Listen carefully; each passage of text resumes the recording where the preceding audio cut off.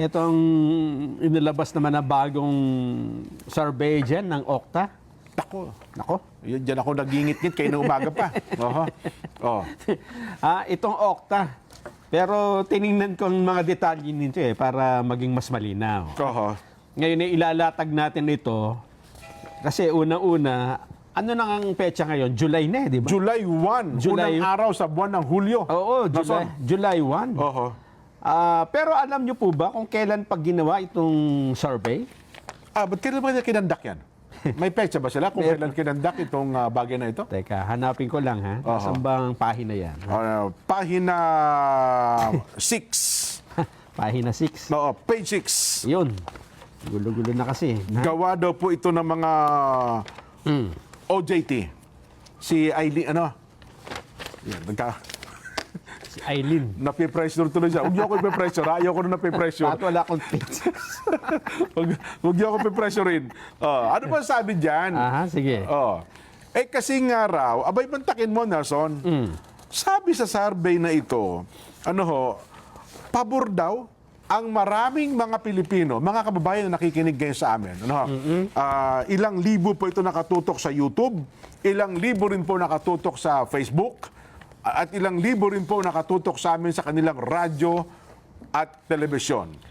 Ang survey po ng Okta ay pabor daw po ang nakararaming Pilipino, majority, na tayo ay bumalik, sumapi ulit sa International Criminal Court o ICC. Yun.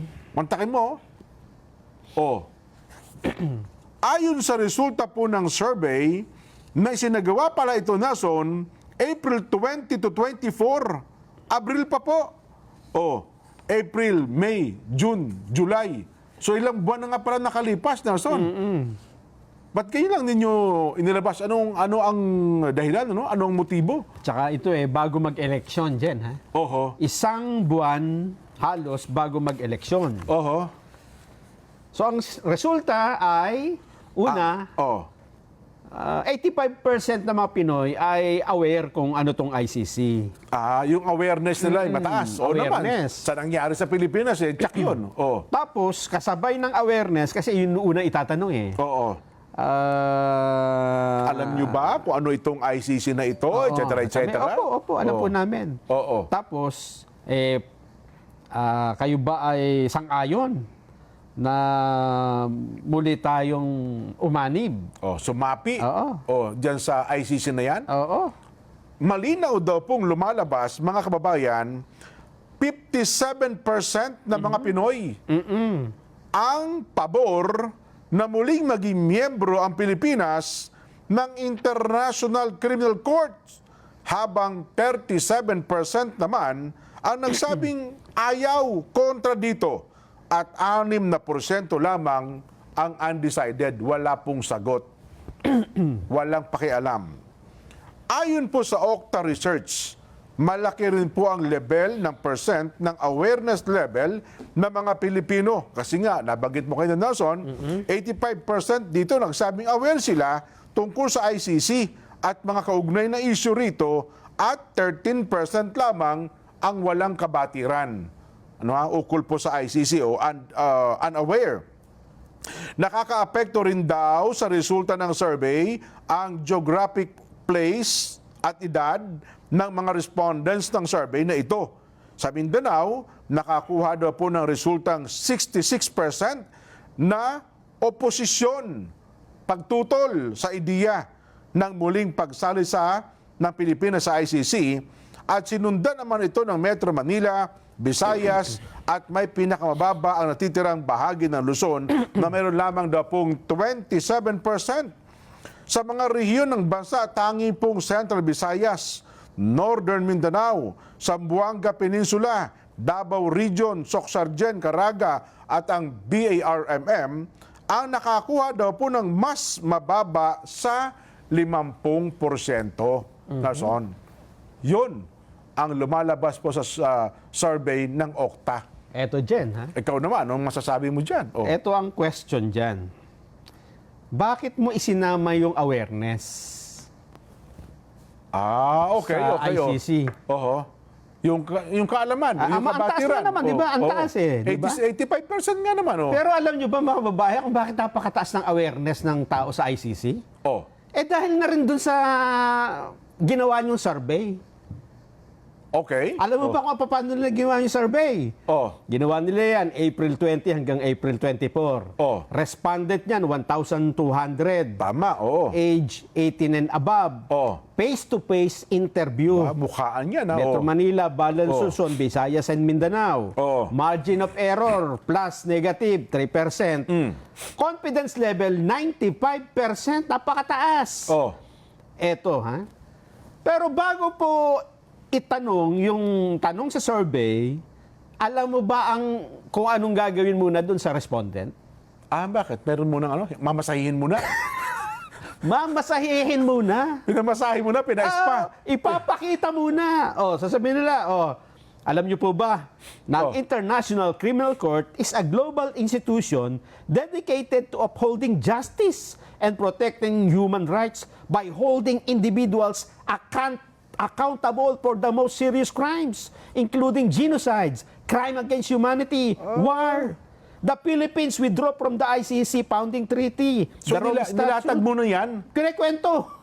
Ganon. In 2019, after the tribunal launched a probe into the Duterte administration's deadly drug war, tsaka daw tayo umatras. Okay. After this preamble, respondents were then asked about their position. So, ipinakita mo ng magagandang bagay tungkol sa ICC, gano'n? Ano trabaho ng ICC? Tapos sasabihin mo 85%. So, parang ang dating niya, Nelson, ngayon, tatanong kita unang tanong. Alam mo po ba ang tungkol sa ICC? sinabi. Natural, sinabi ko. So, parang ito, Nelson, kung halimbawa mo sa ulam, alam mo ba, itong adobong ito, napakasarap ito. Yes, Malangis-langis ito. Pag tinikman mo ito, malinamnam ito. Alam mo ba kung paano niluluto ito? Ayan, ganyan. Tapos ang unang tanong, alam mo ba kung paano magluto ng adobo? Opo, tinuro niyo Kaya paano ka naman makakakuha ng 85% dyan na awareness sa ICC? Diba? Samantalang, sa mga naunang survey, hindi nga alam ng tao ang ICC. At nung eleksyon, Jen, kita nyo naman lahat ng mga nanguna, di ba?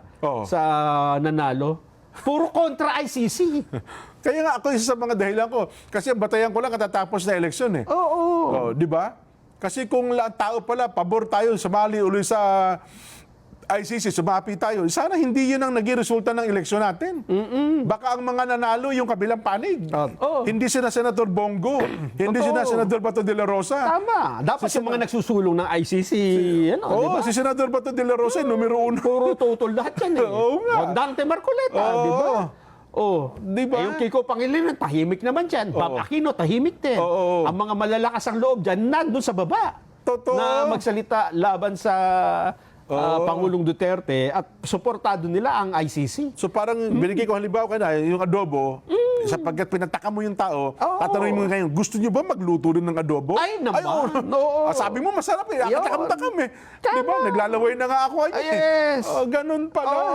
Ganun ang pagkakatanong. Ganun pala. Tsaka ganun may sistema.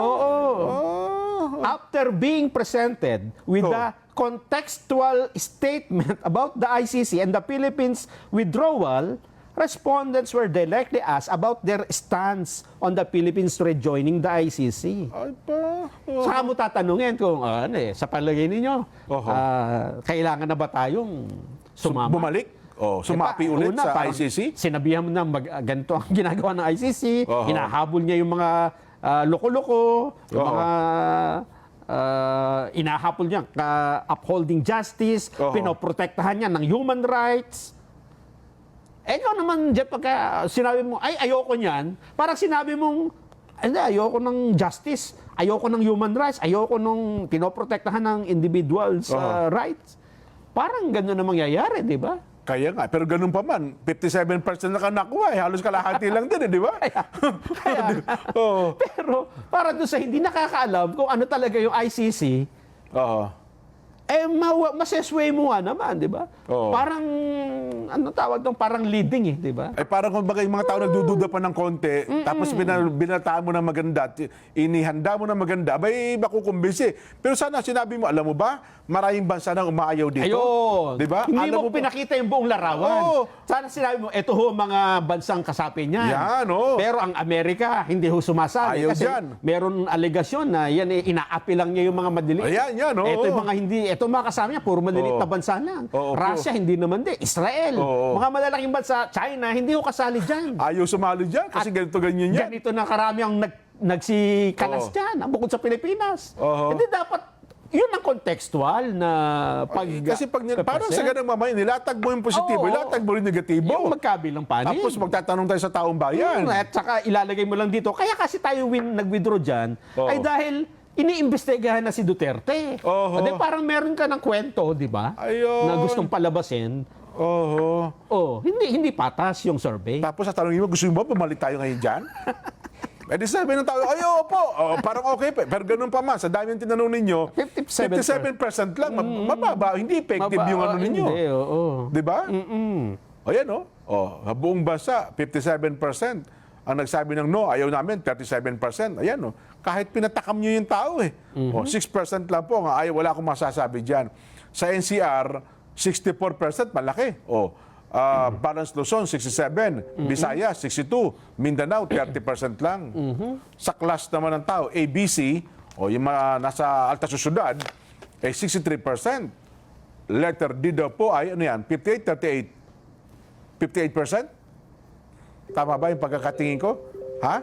58? Kala ko 38 Ang class E ay by 54%. Tama ba ito? Ang tataas socio-economic class.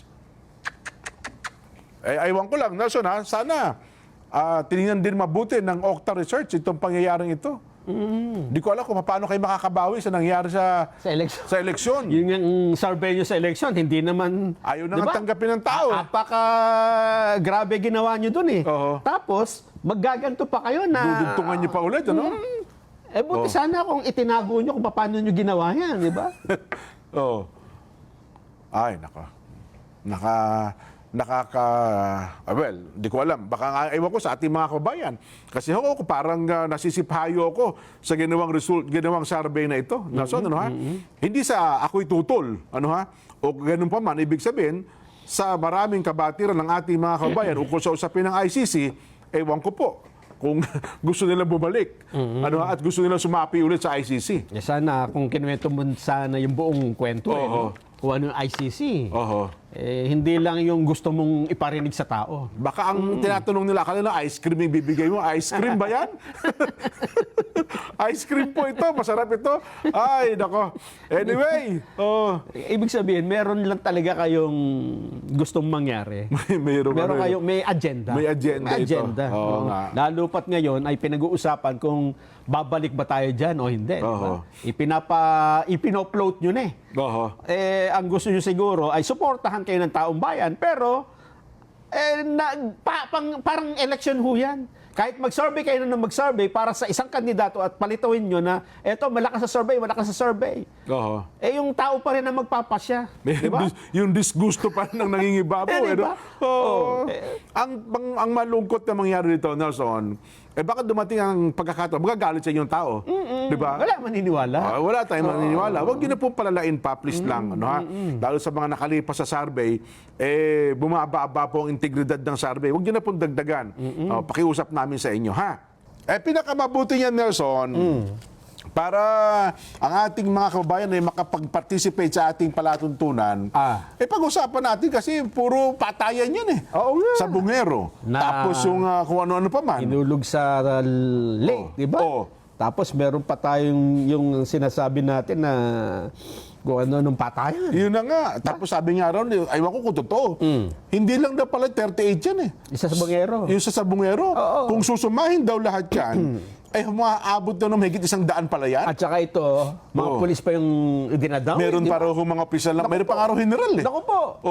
Ibig sabihin yan, Jen, bumalik na tayo sa ICC. Para yung mga general na yan, mga pulis na yan, kasi hindi natin kaya yung litisin dito. Oo nga, no? Hindi natin yan kaya yung litisin. Ano yan? Against ano yun? Crime against humanity. Ang Isang sabi daan na pinatay, mahigit di ba? Oo.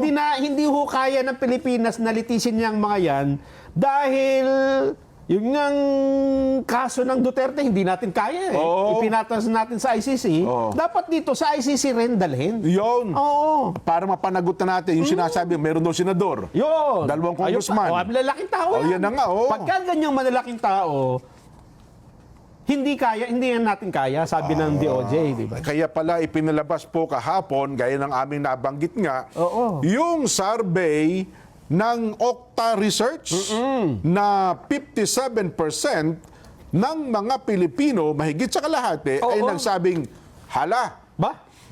bumalik na tayo sa pagiging miyembro, pagiging kasapi ng ICC. Oo, para nga naman siguro nakita nila, ang dami na lang pinapatay dito. Yan. Pagdadalhin na natin sa ICC, itambak na natin doon yung mga kaso. Yan. Oo, papanagutin na natin lahat yung mga yan. Si Tebes, yun na rin ikasuhan. 1,200 ang respondent sa National Capital Region. Yan pala, pinakikita natin. No? Ang margin of error lamang ay positive 3%, etc. etc. At ang kabatiran daw ng ating mga kababayan may kinalaman sa ICC, Nelson, ay 85%. Taas. At taas. Alam na ng mga tao yan kung ano ICC. Kung nakikinig sila sa atin kahapon, inilatag natin, bakit para nagkaroon sila ng malawak na kabatiran tungkol sa ICC? Kumbaga sa exam, bago mo pinasagot, pinakita mo. Pinakilala mo muna, ha?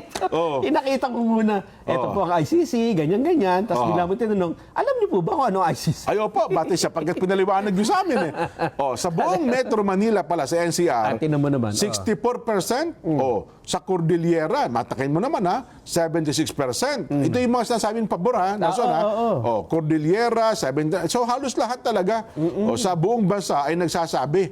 Yung daw ayaw, 37%, 29%. Konti lang. Yung walang mga sinabi, wala pong komento, hindi pabor, hindi rin ayaw. Mas kokonti. Maliliit lamang porsyento yan Ibig sabihin, tayo na sa Yan. ICC.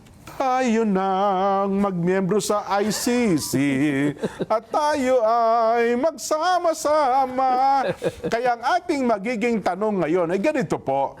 Sige nga, tignan natin kung parehas nga ba ang naging resulta ng survey ng Okta, itong ating magiging tanong. Sang-ayon ba kayo na maging miyembro uli ng ICC ang Pilipinas? Ulitin ko po ang tanong, sang-ayon ba kayo na maging miyembro uli ng ICC ang Pilipinas? Kapag ang sabi niyo po ay opo, sang-ayon ako, miyembro uli tayo, letter A. Kung ang sagot niyo naman hindi po, hindi ko kami sang-ayon dyan. Tutul po kami dyan, letter B.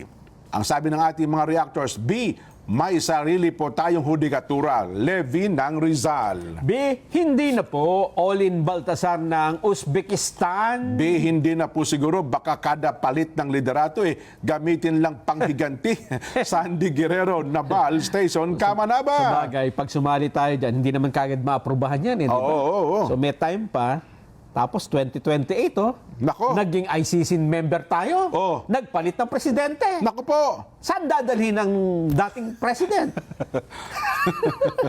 Yun, ang malaking problema. Ay, nako. Kung anong ginawa mo, aanihin mo. Pero ako sana naman, nung mahinto na yan. Yung Mga ganong gantihan ng gantihan. Ewan natin, Oo. siguro baka mag-isip-isip din ng Pangulo na, oo nga, wag na, hindi tayo sumali sa ICC. Baka ako talhin doon. Naalala ko yung di ba, yung Nelson Mandela.